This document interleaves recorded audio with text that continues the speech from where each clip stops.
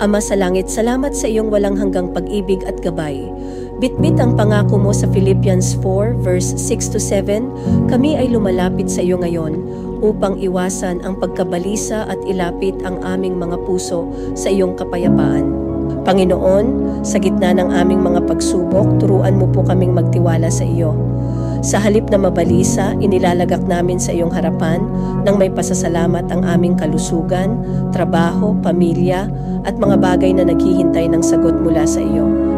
Kami ay humihingi ng lakas para sa mga nahihirapan ngayon, Panginoon. Bigyan mo sila ng pag-asa at katiyakan na ikaw ay kasama nila. Nagpapasalamat kami sa iyong mga biyaya, sa pagkain, tirahan, at pagmamahal ng mga taong nakapaligid sa amin. Kahit sa gitna ng problema, alam naming ikaw ay Diyos na buhay na hinding-hindi kami pababayaan. Hinihiling namin ang iyong kapayapaan, Panginoon, na higit sa aming pag-unawa. Bantayan mo ang aming mga puso at isipan mula sa takot at pag-aalala. Gabayan mo kami sa aming mga desisyon, ipakita mo ang iyong plano at tulungan mo po kaming sumunod sa iyong kalooban.